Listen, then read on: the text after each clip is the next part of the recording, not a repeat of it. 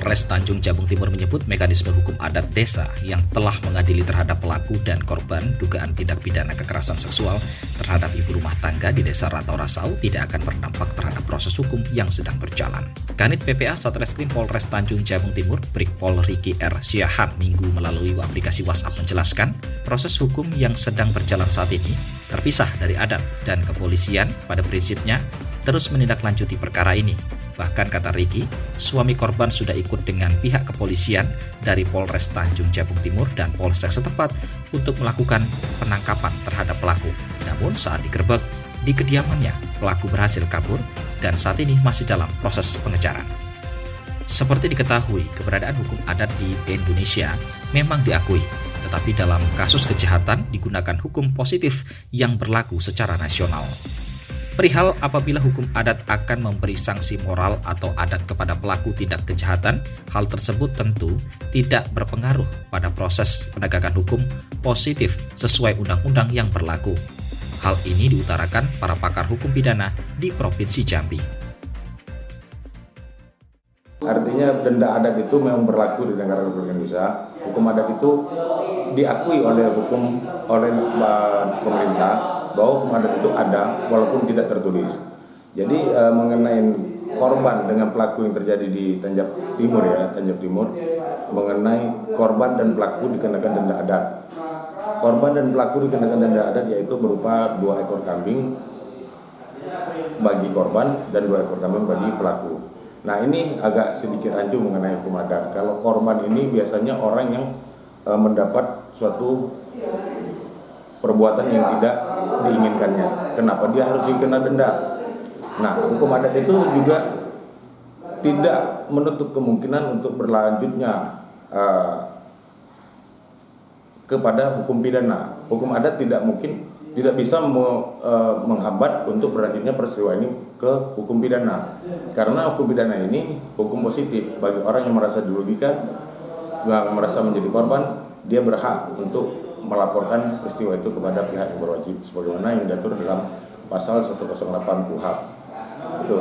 Saya pikir harus ditinjau kembali ya pengenaan sanksi adat bagi si korban ya. Karena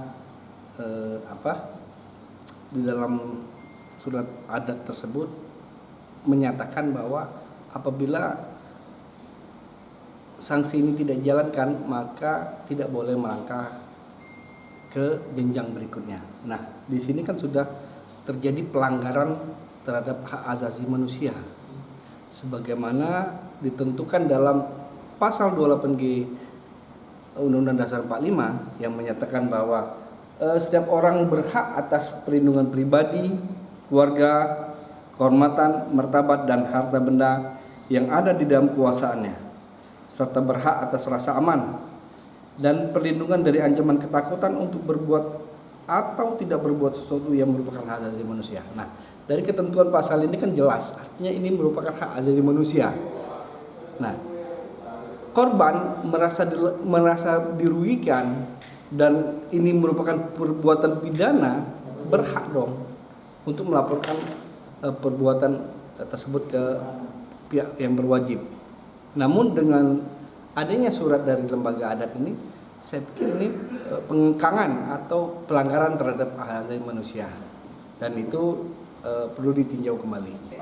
Kita harus sama-sama memahami bahwa konteks negara kita adalah negara hukum yang menganut ajas equality before the law, persamaan hak di mata hukum. Artinya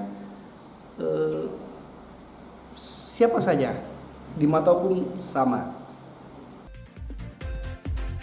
Sebelumnya, lembaga adat menjatuhkan denda terhadap terlapor dan pelapor masing-masing 2 ekor kambing. Namun pelaku didenda 2 ekor kambing jantan, sedangkan terlapor atau korban didenda 2 ekor kambing betina. Dasar itu dilakukan hukum adat karena melanggar sumbang penglihatan, pendengaran, dan sumbang perbuatan. Sesuai surat hasil pemeriksaan yang disampaikan oleh Kepala Desa Rantau Rasau, Kuwadi, kepada Hajun TV, kedua belah pihak secepatnya agar menyerahkan sanksi adat. Apabila denda adat tak diberikan atau tidak dibayar, maka pihak pelapor atau korban dugaan kejahatan seksual tidak boleh mengangkat kasus ini ke jenjang selanjutnya. Diketahui pada tanggal 25 Mei 2023 telah terjadi dugaan percobaan pemerkosaan di Desa Rantau Rasau terhadap ibu rumah tangga oleh tetangga dekat rumahnya. Saat kejadian, suami sedang tidak berada di rumah. Usai kejadian itu, korban langsung melapor kejadian itu ke pihak kepolisian.